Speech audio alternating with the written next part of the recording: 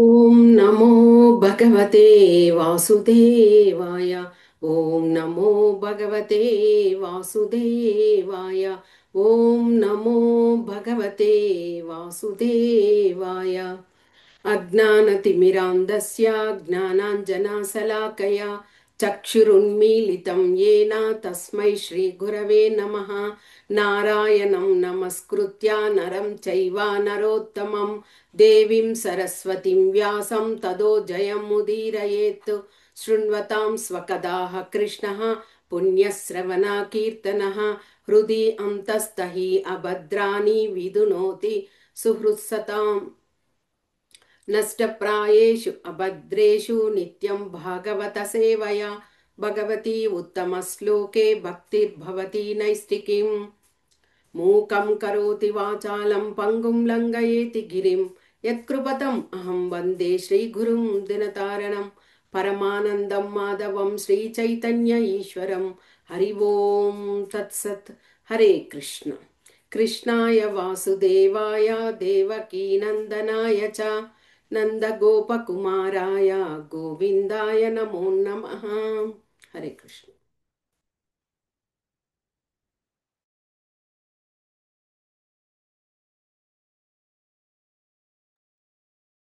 హరే కృష్ణ. మనము భాగవతంలోని శ్రీకృష్ణ భగవంతుని యొక్క లీలలను గురించి తెలుసుకుంటున్నాము.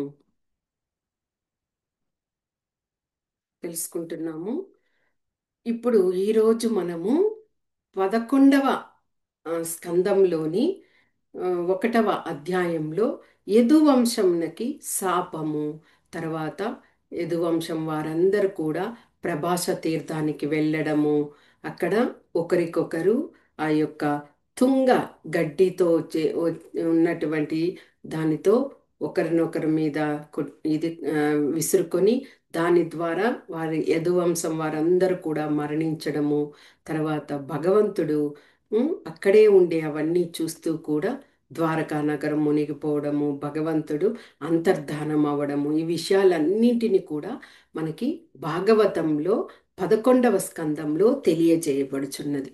అందులో నుంచి తెలుసుకుందాం. ఇప్పుడు యదువంశానికి శాపము, యదువంశానికి ఎందుకు శాపము వచ్చింది అని తెలుసుకుంటే, శ్రీకృష్ణ భగవానుడు కురు పాండవుల యొక్క నడుమ కురుక్షేత్ర మహాయుద్ధం జరిగింది కదా, అది అంతా జరిపించి చాలా వరకు ఏం చేశారు, భూమి మీద భారాన్ని తగ్గించారు. కురుక్షేత్ర యుద్ధము జరిగింది, ఒక కారణం అది. ఇంకొక కారణం ఏమిటి, అధర్మంగా కౌరవులు నడుచుకున్నందువల్ల ఆ యుద్ధం కూడా జరగాల్సి వచ్చింది. ఆ విధంగా ఇక భగవంతుని యొక్క లీలలు కూడా పరిసమాప్తి అయ్యే సమయం కాబట్టి ఆ విధంగా ఆ యొక్క లీలలను జరిపించడం జరిగింది. ఇక ఆ విధంగా సగం మంది భూభారము తగ్గింది. అంటే యుగ అంతంలో ఈ విధంగా ఆ భారాన్ని భగవంతుడు తగ్గించి తర్వాత ఆయన కూడా పరిసమాప్తి చేసి వెళ్ళిపోతారు. ఇక ఇక్కడ యాదవ వంశస్థులు ఉన్నారు కదా, వృష్ణి వంశము, యాదవ వంశం, వీరందరూ కూడా వారందరిలో కూడా కాస్త మిథ్యాహంకారం అనేది కూడింది. ఎందుకంటే కృష్ణ భగవానుడు వారందరికీ అన్ని వసతుల్ని ఇవ్వడము, అందరికీ మంచిగా జరిపించడము, అలాగుండేసరికి వాళ్ళకు కూడా ఆ మిథ్యాహంకారం అనేది ఇదైంది. కొంతమంది కృష్ణ భగవానునికి వ్యతిరేకులు కూడా అయ్యి వేరే రాజులతో స్నేహబంధాన్ని ఏర్పరచుకోవడము అలాగ కూడా జరిగింది. ఇవన్నీ చూసి కృష్ణ భగవానునికి చాలా అసంతృప్తి అయింది. ఒక రీజన్ అదైతే, ఇంకొక రీజన్ ఏమిటి, ఆ యొక్క యుగము పరిసమాప్తి అవ్వాలి కదా. ప్రతి యుగంలో కూడా వచ్చిన పని ముగించిన వెంటనే పరిసమాప్తి అవ్వాలి. ఒక వృక్షం ఉన్నదనుకోండి, ఆ వృక్షంలో ఒక ఫలము కాసిస్తే ఆ ఫలము పండిన వెంటనే అది కింద నేల మీద రాలి పడిపోతుంది. ఎన్ని సంవత్సరాలైనా ఆ చెట్టునే అంటుకొని ఉండదు. అంటే అది పండిన వెంటనే పడిపోతుంది. అదేవిధంగా యుగము ఆరంభమైన తర్వాత ఆ సృష్టి స్థితి లయము అనేది కూడా ఒక అంశం కాబట్టి అది ముగిసించడానికే భగవంతుడు కూడా ఈ కార్యక్రమాలన్నీ చేస్తున్నారనమాట. ఈ విధంగా అసంతృప్తిగా ఉండడం వలన ఇక కృష్ణుడు పరిసమాప్తి చేయాల్సి ఉన్నది కాబట్టి ఆయన నిజధామానికి వెళ్ళి చేరుకోవాలి కాబట్టి బ్రాహ్మణుల శాపం అనే ఒక ఆ, విషయంతో యాదవ వంశాన్ని అంతా కూడా నిర్మూలనం చెయ్యాలి అని ఒక సంకల్పం. ఇక్కడ మనకు గాంధారి కూడా శాపం ఇచ్చారు. గాంధారి శాపం వలన కూడా యాదవ వంశము లేకపోతే కృష్ణ భగవానుని సంతానము వారందరూ కూడా అలాగే నాశనం పొందారు అని చాలామంది అంటారు. కానీ గాంధారి శాపము వలన అది జరిగిన విషయం కాదు. ఆ గాంధారి శాపము అనేది ఒక ఆ, ఏమిటి అంటే ఒక ఆ, అనుకూలం. ఏమి, ఇప్పుడు ఒక యజ్ఞం జరుగుతుంది అనుకోండి, యజ్ఞానికి నెయ్యి అనేది అవసరమే. అందుకోసమని నెయ్యి లేకుండానే యజ్ఞం చేసేయవచ్చు అని కూడా లేదు. కానీ యజ్ఞానికి నెయ్యి తప్పకుండా ఉండాలి. అలాగని యజ్ఞం పూర్తి వరకు నేతితోనే వేస్తూ ఉంటారా? అలా కాదు. ఒక్కసారి అగ్ని రాజింపడం అయిందనుకోండి, గాలికి కూడా ఆ యొక్క యజ్ఞగుండము మండుతూనే ఉంటుంది. అంటే అక్కడ నెయ్యి అనేది ఒక ఆ, భాగము అంతే. అదేవిధంగా గాంధారి యొక్క శాపం కూడా అలాగే. యాక్చువల్గా కౌరవులు ఎందుకు మరణించారు? భగవంతుడు ఈ యొక్క యుద్ధం చేయడం వలన మరణించాలని కాదు, అది వారికి శాపం. ధృతరాష్ట్రుడు ఆ యొక్క పక్షి గుడ్లనన్నింటినీ కూడా నాశనం చేయడం వల్ల ఆ పక్షి ఇచ్చినటువంటి శాపము ఆ కౌరవులందరూ కూడా ఆ విధంగా అవ్వడం జరిగింది. అంత మాత్రాన గాంధారి యొక్క శాపం వల్లే కృష్ణ భగవాను యొక్క సంతతి అలాగయింది అనుకోవడము అది సబబ్ కాదు.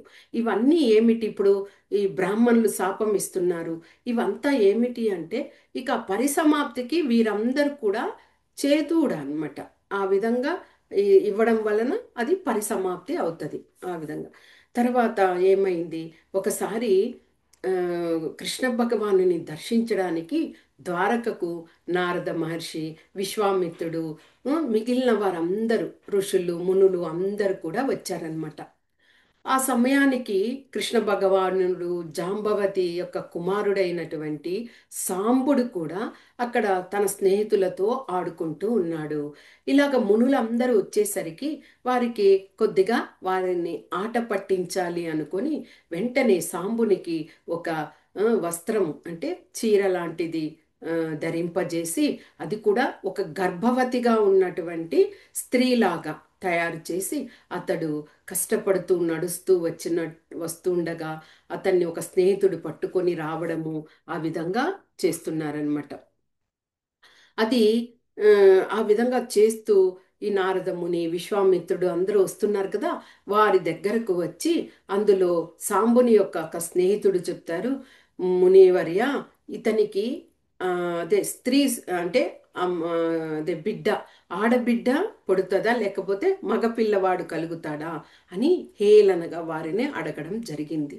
వెంటనే విశ్వామిత్రునికి చాలా కోపం వచ్చి, తప్పకుండా ఆ, అదే బిడ్డ పుడుతుంది, అయితే బిడ్డ కాదు, ముసలమ్ము ఇతని యొక్క గర్భంన పుడుతుంది, ఆ ముసలం వలనే మీ యొక్క వంశం అంతా కూడా నాశనం అవుతుంది అని చెప్పేసి వెడలిపోయారు. వెంటనే వాళ్ళందరూ కూడా భయపడిపోయారనమాట. ఆ యొక్క సాంబునికి గర్భంలాగా వస్త్రాన్ని చుట్టి ఉన్నారు కదా, ఆ వస్త్రాన్ని తీసేసరికి నిజంగానే ఆ ఉదర భాగం నుంచి ఒక ముసలం క్రిందకు పడ్డది. భయపడిపోయి ఆ ముసలాన్ని తీసుకొని ఆ స్నేహితులందరూ కూడా ఉగ్రసేనుడి దగ్గరికి వెళ్ళి ఈ విధంగా బ్రాహ్మణులు శాపం ఇచ్చిన విషయాన్ని వారికి తెలియజేయడం జరిగింది. ఇక ఉగ్రసేనుడు కూడా భయపడిపోయాడు. ఎందుకంటే సాధు పుంగవులు వారందరూ కూడా ఎంతో ఆ, యాగం వాళ్ళు ధ్యానము అవన్నీ చేసి ఎంతో ఫలాన్ని పొంది ఉంటారు ఆ యొక్క యాగ ఫలితాన్ని. కాబట్టి అలాంటి వాళ్ళు ఉమ్, ఆ, అదే శాపం ఇస్తే అది తప్పకుండా జరుగుతుంది. కాబట్టి ఉగ్రసేనుడు ఆ యొక్క ముసలము, ఆ ముసలము అనేది ఇనుముతో ఉంటుంది, కదా చివర.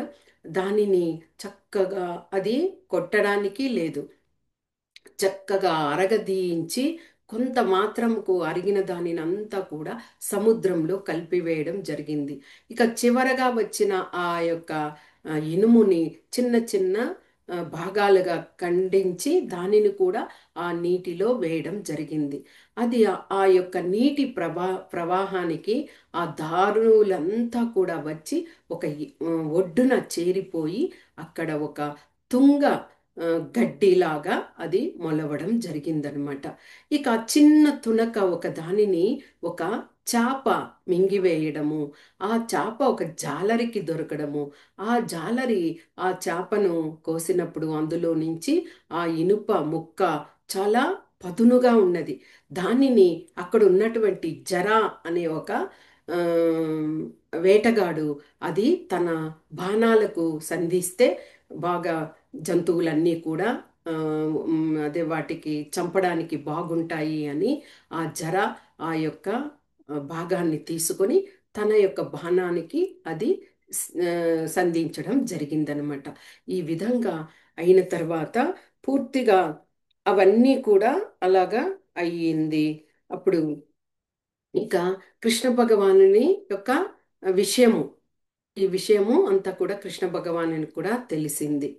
ఇక ఈ యొక్క సమాప్తి ఆ, దగ్గర అవుతుంది అని కృష్ణ భగవాను కూడా తెలుసుకున్నారు. ఆ సమయంలో ఉమ్, ఆ, దేవతలు, ఇంద్రుడు, తర్వాత అందరూ కూడా భగవంతుని దగ్గరికి వెళ్ళి స్తుతిస్తున్నారనమాట. అలాగ స్తుతిస్తున్నప్పుడు వారు ఏమని స్తుతించారు? దేవా, నువ్వు సృష్టి స్థితి లయలకంతా కూడా కారకుడివి. నీ యొక్క పాద ఆ, చరణాలను బట్టే పూర్తిగా అందరూ కూడా విముక్తులయ్యి వారు వారు భక్తిని చేసుకుంటూ ఆ ధామాన్ని చేరుకుంటున్నారు. ఇక మీరు మమ్మల్ని శరణం, మేము మిమ్మల్ని శరణం పొందుతున్నాం కాబట్టి మీరు మమ్మల్ని రక్షించాలి. ఎందుకంటే ద్వారకాలో కొన్ని అపశకునమైనటువంటి విషయాలు జరుగుతున్నాయి. అంటే ఇంటిలోనే అన్నీ కూడా కుండలు అవన్నీ పగిలిపోవడము, తర్వాత జంతువులన్నీ భయంకరంగా అరవడము, తర్వాత ఇంట్లో ఉన్నటువంటి వారందరూ కూడా ఒకరికొకరు అంతవరకు శాంతంగా ఉన్నవారు కూడా కోపోద్రిక్తులయ్యి ఒకరికొకరు నిందించుకోవడము, అలాగ చాలా విషయాలు అపశకునాలన్నీ జరుగుతున్నాయి. కాబట్టి దేవతలు కదా, వారందరూ కూడా భగవంతుని అనుజ్ఞ మేర వచ్చిన వాళ్ళు కాబట్టి వారికి అంతా అర్థమయ్యి మమ్మల్ని శరణం అడుగుతున్నాము, మమ్మల్ని రక్షించండి అంటే కృష్ణ భగవానుడు చెప్పారు, నేను కూడా ఈ లీలలన్నింటినీ పరిసమాప్తి చేసి నేను వెళ్ళిపోతున్నాను నా స్వధామానికి. కాబట్టి మీరు కూడా ఎవరెవరు నా యొక్క అనుజ్ఞతో ఇక్కడ వచ్చి ఇంతవరకు సేవలు చేశారో మీరంతా కూడా మీ స్వధామాలకు వెళ్ళిపోవచ్చు అని చెప్పడం జరిగింది. ఇక అక్కడే ఉన్నటువంటి ఉద్ధవుడు కృష్ణ భగవానుతో నన్ను కూడా మీతో పాటు తీసుకువెళ్ళండి అని చెప్పినప్పుడు ఉద్ధవునికి చక్కగా ఉపదేశాన్ని చేశారు. ఆ ఉపదేశమే 2-3 అధ్యాయాలు ఉంటాయి. అది ఎప్పుడైనా కూడా ఒకరోజు చెప్పుకుందాం. ఆ ఉపదేశాలన్నీ విన్న తర్వాత ఉద్ధవుడు ఆయన అలాగే వినిన తర్వాత ఉద్ధవుడు ఆయన దగ్గర నుంచి అనుమతి పొంది బదరికాశ్రమానికి ఉద్ధవుడు వెళ్ళిపోవడం జరిగిందనమాట. ఇక ఇక్కడ భగవంతుడు ఏం చేశారు? ఈ యాదవ వంశాన్ని అంతా అంతరించాలి కాబట్టి వారికి వారి పెద్దలు ఉంటారు కదా, యాదవ వంశ పెద్దలు, వారిని అందరినీ ఆ, జతకూర్చి వారితో విషయమంతా తెలియచేసి ఇది బ్రాహ్మణుల శాపం తప్పకుండా జరుగుతుంది కాబట్టి సరస్వతి నదీ తీరంలో ఉన్నటువంటి ప్రభాస తీర్థ క్షేత్రానికి అందరూ వెళ్ళి అక్కడ అనుష్ఠానాన్ని చెయ్యండి అని చెప్పడం జరిగిందనమాట. అలాగ చెప్పిన తర్వాత అందరూ కూడా తన యొక్క యోగ బలం చేత వారిని అందరినీ కూడా ఆ యొక్క ప్రభాస తీర్థానికి చేర్చడం జరిగింది. అక్కడ ఏమైంది? అందరూ కూడా వెళ్ళారు, బలరామకృష్ణులు కూడా ఉన్నారు. అందరూ వెళ్ళిన తర్వాత అక్కడ ఒక ఉత్సవం లాగా జరిపిద్దాము అనుకొని అందరూ కూడా ఉత్సాహంతో ఉండి మధుని తీసుకున్నారనమాట. ఎప్పుడైతే ఆ మద్యాన్ని తీసుకున్నారో అందరూ ఒకరికొకరు దుర్భాషలాడడం జరిగింది. అందులో మొదట సాత్యకి ఏం చేశారు, కృతవర్మను నిందించడం మొదలుపెట్టాడనమాట. అలాగా నిందిస్తూ ఉన్నప్పుడు ఎందుకు నిందిస్తున్నాడు అంటే, ఆ యొక్క కురుక్షేత్రం జరిగింది కదా, ఆ కురుక్షేత్రంలో కౌరవ పాండవుల యుద్ధం సమయంలో కృతవర్మ అశ్వత్థామకు ఉప పాండవులను చంపడానికి, అంటే ఉప పాండవులని తెలియదు, అక్కడ పాండవులు ఉన్నారని వెళ్ళారు కదా అశ్వత్థామ, అలాగ ఉప పాండవుల్ని చంపడానికి ఆయన దోహదం చేశారు. కాబట్టి సాత్యకి కృతవర్మను నిందిస్తున్నాడు. నీ వలన ఆ పసికందులు మరణించారు అని చెప్తున్నారనమాట. అప్పుడు కృతవర్మ కూడా, ఇద్దరు సాత్యకి కృతవర్మ కత్తులను చేతబూని ఇద్దరు కూడా ఒకరికొకరు పోరాడుతూ ఉన్నారు. ఇంతలో కృష్ణ భగవానుని యొక్క కుమారుడైన ప్రద్యుమ్నుడు సాత్యకి తరపున ఉండి అతను కూడా ఆ, తలబడ్డాడనమాట. కానీ ఒకరికొకరు అక్కడ ఏమి, ఆ, మొదట వారందరూ కూడా మరణించడానికే అక్కడ ప్రయత్నం కాబట్టి ఒకరికొకరు ఆ కత్తితో ఇది చేసుకొని ముగ్గురు మరణించారు. ఇక మిగిలిన యాదవులందరికీ కోపం వచ్చి ఆ తీరంలో ఉన్నటువంటి ఆ తుంగ గడ్డి ఒక పదునైన కత్తిలాగా ఉన్నది ఆ గడ్డి, ఎందుకంటే అది ఆ ముసలం యొక్క ఆ, పౌడరు కదా, దానితో ఏర్పడినటువంటిది ఆ ఇది, ఆ యొక్క వాటిని తీసుకొని ఒకరికొకరు విసురుకుంటూ అక్కడ అందరు కూడా యాదవులందరూ కూడా మరణించడం జరిగింది. ఇదంతా కూడా బలరామకృష్ణుల ఎదురుగానే జరుగుతున్నది, కానీ ఆపలేకపోయారు. ఎందుకు అంటే అలాగ జరిగి సమాప్తమయ్యి ఎవరికి వాళ్ళు ఇక చేరుకోవాలి కదా. ఇవన్నీ చూసినటువంటి బలరాముడు కృష్ణ భగవానునికి నమస్కరించి తరువాత ఆయన కూడా నిష్క్రమించాలని ఆయన ఒక శ్వేతనాగు రూపంలో ఒక బిలం నుంచి ఆయన అంతర్ధానం అవ్వడం జరిగింది. ఆ యొక్క బిలము ఇప్పటికీ కూడా మనము గుజరాత్ రాష్ట్రంలోని ద్వారకా నగరానికి వెళ్ళినప్పుడు సోమనాథ్ మందిరాన్ని దర్శిస్తారు అందరూ. ఆ సోమనాథ్ మందిరం దగ్గరనే ఆ బిలం లాంటిది ఉండి అక్కడ నుండి బలరాముడు నిష్క్రమించారనమాట. ఇక ఇదంతా చూసిన తర్వాత కృష్ణ భగవానుడు అలాగే ఆలోచిస్తూ ఆయన కూడా అలాగే నడుచుకుంటూ వచ్చి ఒక అశ్వత్థ వృక్షము, ఆ అశ్వత్థ వృక్షం వద్దకు వచ్చి కూర్చొని ఆయన అలాగే ఆలోచిస్తూ ఉన్నారనమాట.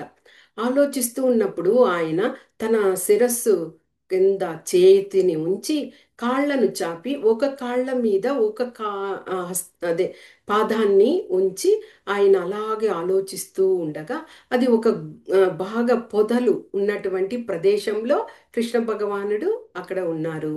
ఇంతలో ఈ జర అనే ఆ వేటగాడు వేటాడుతూ వచ్చి ఆ పాదం మాత్రం కదులుతూ ఉండేసరికి అక్కడ ఏదో ఒక జంతువు ఉన్నది అనుకొని ఆల్రెడీ ఆయన ఆ యొక్క పదునైన దీనిని సంధించి ఉన్నాడు బాణంకి, ఆ యొక్క బాణంని వేయడం జరిగింది. అది అది నేరుగా భగవంతుని యొక్క బొటనవేలికి తాకడం జరిగింది. ఇక వెంటనే అప్పటికి కూడా భగవంతుడు చిరునవ్వులు చిందిస్తూ అలాగే చూస్తూ ఉన్నాడు. అలాగ చూసేసరికి ఈ జరాకు సందేహం వచ్చి, జంతువు అయితే ఏదైనా శబ్దం వస్తుంది, అలాగ రాకపోయేసరికి చూసేసరికి భగవంతుడు అలాగే పరిగెట్టుకుంటూ వెళ్ళి పాదాల మీద పడి నాకు తెలియకుండా అపరాధం జరిగింది అంటూ వేడుకున్నారు. అప్పుడు భగవానుడు ఏం చెప్పారు, ఇదంతా కూడా నా ఇచ్ఛానుసారమే జరిగింది, ఇలాగ జరగాలని ఉంది కాబట్టే జరిగింది, నీ యొక్క ప్రమేయము ఏమీ లేదు అంటూ ఆ జరాన్ని అలాగే ఆ, వైకుంఠానికి ఆయన ముక్తినిచ్చి వైకుంఠానికి పంపించి వేయడం జరిగింది. ఆ విధంగా కృష్ణ భగవానుడు అక్కడ ఉన్నారు.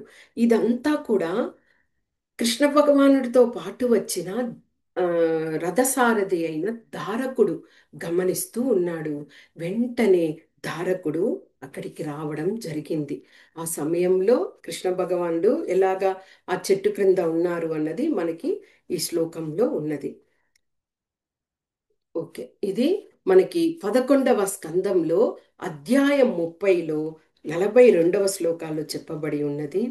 తం తత్ర దిగ్మద్యుభిరాయుధైర్యుతం హస్వత్తమూలే కృతకేతనం పతిం స్నేహాపుతాత్మా నిపపాత పాదయో రదాదవప్లుత్య సబాష్పలోచన. ఎలాగా భగవంతుడు అక్కడ ఉన్నారు? ఆ అశ్వత్థ వృక్ష మూలమున విశ్రమించి ఉన్నవాడు దేదీప్యమానమగు తన ఆయుధములచే పరివృతుడగు శ్రీకృష్ణుని కాంచినంతటా ధారకుడు తన హృదయమునందు కలిగిన అనురాగ భావమును ఆపుకొనలేకపోయెను. అశ్రుపూర్ణ నయనుడై అతడు రథము నుండి దిగి ఆ దేవదేవుని పాదములపై పడెను. అక్కడ ఆయన ఆ యొక్క ఆ, బొటన వ్రేలికి తగిలి ఆ అశ్వత్థ వృక్షం దగ్గర విశ్రయించి ఉన్నారు. ఆ తేజస్సు, దివ్యమైన ఆ తేజస్సుతో ఆయుధాలతో పరివృతుడై ఉన్నటువంటి ఆ కృష్ణ భగవానుని ధారకుడు చూసి, అలాగే ఆ పరిస్థితిలో చూసి ఆయన తట్టుకోలేకపోయారు.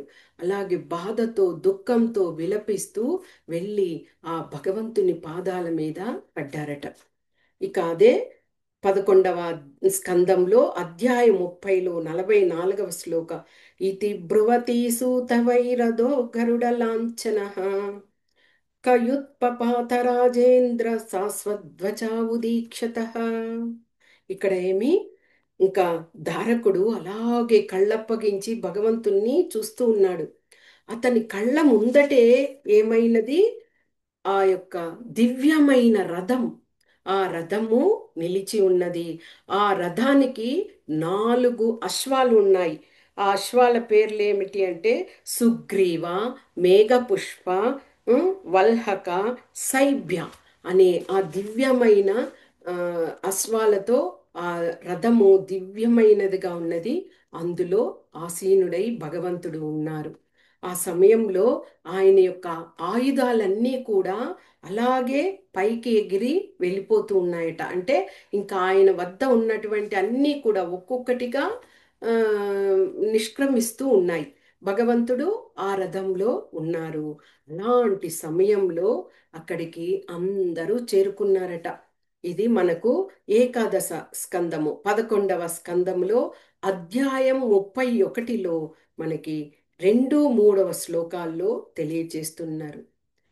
పితరః సిద్ధగంధర్వ విద్యాధరా మహోరకాః చారణా యక్ష రక్షాంసి కిన్నరాప్సరసో ద్విజాః ద్రష్టుకామా భగవతో నిర్యాణం పరమోత్సుకాః గాయం తచ్చ గృణం తచ్చ సౌరేహ కర్మాణి జన్మ చ. ఏమిటి?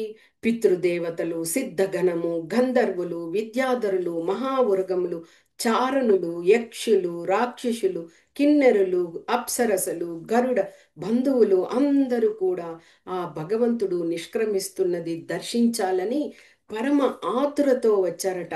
వారందరూ కూడా అక్కడ వచ్చి ఆ భగవంతుణ్ణి కీర్తిస్తూ అందరూ స్తుతిస్తున్నారట. మరి ఇంత ఇదిగా భగవంతుడు చక్కగా అందరినీ కలిసి అంతర్ధానం అవుతూ ఉంటే, కొంతమంది అజ్ఞానులు, మూర్ఖులు, ఉం, ఆ జ్ఞానం తెలియకుండా, శాస్త్రాలను చదవకుండా, గ్రంథాలని పఠించకుండా ఎలాగ చెప్తారు? కృష్ణ భగవానుడు ఒక వారం రోజులు అలాగే పడి ఉన్నారు. అర్జునుడు వచ్చి ఆయనకు కర్మలన్నీ చేశారు. అవన్నీ ఎంత మూర్ఖతం! అలాంటి ప్రవచనాలు అవన్నీ వింటుంటే మనసు అలాగే ద్రవిస్తుంది. ఎందుకంటే ఎవరైనా కృష్ణ భగవాను గురించి తెలుసుకున్న వాళ్ళు ఎవ్వరు అలాగా తెలియచేయరు. మనము ఏ యుగమన్నా తీసుకోండి, కృతయుగంలో ఎవరైనా చెప్పారా విష్ణు భగవానుడు మరణించాడు, ఆయనకి కార్యాలు చేశారు అని? లేదు. అదేవిధంగా ఎంతో అవతారాలు ఎత్తారు ఆయన. ఏ అవతారంలో కూడా భగవంతుడు మరణించినట్లు దాఖలాలు లేవు. వారు అంతర్ధానం అవుతారు, ఆవిర్భవిస్తారు, అంతర్ధానం అవుతారు. అదేవిధంగా త్రేతాయుగం తీసుకోండి, శ్రీరామచంద్రుడు, లక్ష్మణుడు అందరూ కూడా అలాగే అంతర్ధానమయ్యారు, సరయూ నది నుంచి వెళ్ళిపోయారు. ఇక కృష్ణ భగవానుడు కూడా అంతర్ధానం అవుతున్నారు. అలాగే ఇక కలియుగంలో కూడా తీసుకోండి, చైతన్య మహాప్రభువుగా కృష్ణ భగవానుడు వచ్చారు. వచ్చి ఆయన మరణించలేదు, ఆయన కూడా ఒక మందిరం నుంచి అంతర్ధానమయ్యారు. మరి ఇన్ని ఆ, ప్రామాణికతలు మనకు ఉన్నప్పుడు ఆ విధంగా ప్రేలాపనలు ఎందుకు చేస్తారో చాలా మంది అర్థం కావడం లేదు. కృష్ణ భగవానుడు మరణించాడు, అనాథగా ఉన్నాడు అని ఆ విధంగా విషయాలు చెప్తుంటే అలాంటి వాళ్ళని అందరూ కూడా వినేవాళ్ళు నిలదీయాలి. అదంతా కాదు, మొదట ప్రామాణికంగా శాస్త్రాలను చదువుకొని వచ్చి ఇలాగ తెలియచేయండి అజ్ఞానులారా అని తెలియచేయాలి. అప్పుడు మనం ఈ యొక్క వై ఈ యొక్క సనాతన ధర్మంలో ఉన్నదానికి మనకి అది ఒక ఆ, గుర్తుగా కూడా ఉంటుంది. ఇంత ప్రామాణికతతో భాగవతంలో వ్యాస మహర్షి రాసి ఉన్నారు. ఇంకా ఆ విధంగా ఆ, గంధర్వులు వారందరూ కూడా వచ్చి స్తుతిస్తున్నారు భగవంతుణ్ణి. ఇంకా అదే 11వ స్కందంలో 31వ అధ్యాయంలో 6వ శ్లోకాలు, లోకాభిరామం సత్వనం ధారణ ధ్యాన మంగళం యోగధారణ యోగ్యాయ దగ్ధ్వా దామ విషస్త్వసం. ఇందులో ఏం చెప్తున్నారు? సకల లోకములకు సర్వ ఆకర్షణమైన ఆశ్రయము, సకల ధారణ ధ్యాన లక్ష్యము నగు తన దివ్య దేహమును ఆగ్నేయ యోగ ధారణచే దగ్ధమునర్చక శ్రీకృష్ణుడు స్వధామమును ప్రవేశించెను. అంటే ఇది మళ్ళీ ఇది చదివాక కూడా ఆయనకు అవి చేశారు ఇవి చేశారు అని చెప్పడం అది మూర్ఖత్వమే అవుతుంది. అలాంటి వారిని మనము ఏమీ చెప్పలేము కూడా. ఆ విధంగా దేవతలందరూ వచ్చారు. ఆ దివ్యమైన రథంలో భగవంతుడు అలాగే నిష్క్రమించారు, అంతర్ధానం అయ్యారు. నిష్క్రమించడము అనేది అలాగా ఆయన వెళ్తున్నప్పుడు ఆయనతో ఎప్పుడైతే ఆ ధరని విడిచిపెట్టారో సత్యము, ధర్మము, ధృతి, యశస్సు, సౌందర్యము అతన్ని అనుసరించాయట. అంటే భగవంతునితో పాటు అవన్నీ వెళ్ళిపోయాయి కాబట్టి కలియుగం ఆరంభమయ్యాక అవన్నీ కూడా తగ్గిపోయాయి. స్వర్గం ఆ స్వర్గాన్ని ఆయన చేరుకుంటున్నప్పుడు దేవతలు అందరూ కూడా దుందుబులను మ్రోగించారు. ఆకాశం నుంచి పుష్పవృష్టి కురిపించారు. మనకి ఇప్పుడు ఎవరైనా కానీ ఆ విధంగా అన్నారనుకోండి, ఇదిగో ఈ యొక్క భాగవతంలో ప్రధానమైన విషయము ఇలాంటి స్కందం 11వ స్కందంలో 31 అధ్యాయంలో ఒకసారి చదువుకోండి అని మనము వారికి తెలియచేసే విధంగా కూడా చెప్పవచ్చు. ఓకే. అంటే ఇంకొక విషయం చూడండి, భగవంతుడు ఎంతో మందిని రక్షించాడు. దానికి ఒక శ్లోకం ఉన్నది చూడండి. మర్త్యేన యో గురుసుతం యమలోకనీతం త్వాం చానయచ్చరణదః పరమాంధ్రదగ్ధం జిగ్గే అంతకాంతకమపి సమసావనీశః కిం స్వావనేశ్వరనయం మృగయం సదేహం. అంటే శ్రీకృష్ణుడు తన గురుపుత్రుడైనటువంటి అదే సాందీపముని పుత్రుణ్ణి అలాగే పునర్జీవితం చేసి తీసుకొచ్చాడు ఆయన కదా. అదేవిధంగా కురుక్షేత్ర యుద్ధం జరుగుతున్నప్పుడు పరీక్షిత్ మహారాజుని సంహరించాలని అశ్వత్థామ ఆ యొక్క బ్రహ్మాస్త్రాన్ని సంధించినప్పుడు ఆ బ్రహ్మాస్త్రము ఎన్నో ఆ అగ్నిని ఇది చేస్తూ ఉంటది, వేడిని. ఆ విధంగా ఎన్నో వేల కిలోమీటర్లు కూడా అగ్నిని ఇది చేస్తుంది, యోజనాల దూరం. అలాంటి అగ్ని నుంచి అక్కడే ఉన్నటువంటి అర్జునుని కూడా భగవంతుడు రక్షించారు. అంతేకాదు తన కాలి బొటన వేలికి ఆ జరా అనే ఆ యొక్క అతడు అదే ఉమ్, ఆ జరా అనేటువంటి ఆ వేటగాడు వచ్చి బాణాన్ని సంధిస్తే కూడా అతన్ని అలాగే వైకుంఠానికి పంపించారు. మరి ఎంతో అసురులను సంహరించారు. ఇంత చేసినటువంటి ఆ కృష్ణ భగవానుడు ఆయన తనని తాను రక్షించుకునేంత అసమర్థుడా? కానే కాదు. ఎందుకు ఇక్కడ ఆ విధంగా ఆయన ఆ, చేస్తున్నారు అంటే ఆ యుగాన్ని ఆ, అంతమొందించడము అంటే పూర్తిగా కంప్లీట్ చేయడము అనేది ఆయన యొక్క ధర్మము. కాబట్టి ఆ విధంగా ఆయన నిష్క్రమించారనమాట. ఎప్పుడైతే ఆ విధంగా ఆ, నిష్క్రమించే సమయంలో ధారకునికి తెలియజేశారు, ఓ ధారక, నువ్వు వెళ్ళి ఆ యొక్క ద్వారకా నగరంలో అందరికీ తెలియజేసి మీరందరూ కూడా త్వరితగతిన వెళ్ళిపోండి. ఎందుకంటే నాచే సృష్టించబడిన ఆ ద్వారక ఇంకా కొంత సమయంలో మునిగిపోతుంది అని చెప్పడం జరిగింది. ద్వారకుడు యొక్క ధారకుడు వెళ్ళి ద్వారకాని చేరుకొని మొదట వసుదేవునికి తెలియజేయడం జరిగింది. వసుదేవుడు అలాగే ఆ, అదే కృష్ణ భగవాన్ లేడు అని తెలిసేసరికి అలాగే క్రింద పడిపోయారు. ఇక అతనితో పాటు భార్యలు అందరూ కూడా అంటే అక్కడ వసుదేవుడు వచ్చి ప్రాణాలను త్యజించేశారు. ఇక ఆయనతో పాటు వారి యొక్క భార్యలందరూ కూడా ఆ, అలాగే ఆ, చితిని ఏర్పాటు చేసి వారు కూడా ఆ, అగ్నికి ఆహుతి అయ్యారు. ఇక ఈ విషయాన్ని అర్జునునికి తెలియజేశారు. అర్జునుడు హుటాహుటిన పరిగెట్టుకుంటూ ద్వారకాకు రావడం జరిగింది. వచ్చేసరికి అక్కడ ద్వారక అంతా కూడా చాలా మోసపూరితంగా ఉంది. అంతా కూడా ఆమ్, ప్రళయం వచ్చేకి సిద్ధంగా ఉన్నప్పుడు పరిస్థితులు ఎలాగుంటాయో అలాగ ఉన్నాయి. వెంటనే అర్జునుడు అక్కడ మిగిలి ఉన్నటువంటి అంటే బలరాముడు ఎప్పుడు నిష్క్రమించారో అదే విధంగా బలరాముని యొక్క పత్నులు కూడా వారు కూడా నిష్క్రమించేశారు. ఇక కొంతమంది యాదవులు వారి యొక్క పత్నులు వారిని అందరినీ కూడా రథంలోకి తీసుకొని అర్జునుడు బయలుదేరాడు. అర్జునునికి కృష్ణ భగవానుడు లేరు, అంతర్ధానమయ్యపోయారు అనే ఆ విషయం తెలిసేసరికి ఆయనలో శక్తి అంతా కూడా సన్నగిల్లిపోయింది. ఇక ఆయన అస్త్రాలు పనిచేయడం లేదు. ఏ అస్త్రం వేయాలన్నా దానికి ఆవాహన మంత్రం అనేది చేస్తారు. ఆ మంత్రాన్ని అన్నింటిని కూడా అర్జునుడు మర్చిపోయాడు. ఇక భగవంతుణ్ణి అలాగే ధ్యానిస్తూ వారిని అందరినీ తీసుకొని వస్తూ ఉంటే కూడా వారు అక్కడ దొంగల మూట ఒకటి వారి దగ్గర మంచిగా ఆభరణాలు ఉన్నాయి, వనితలు ఉన్నారు అనేసి మూకమ్మడిగా వచ్చి దాడి చేసినప్పుడు కూడా అర్జునునికి వారిని ఎదిరించడానికి ఆ ధైర్యం సరిపోలేదు. ఎందుకంటే ఆయన హృదయము శక్తి సన్నగిల్లిపోయింది. కృష్ణున్నే తలుచుకుంటూ ఆ శక్తి సామర్థ్యం అంతా ఆయన వదిలిపెట్టడం జరిగింది.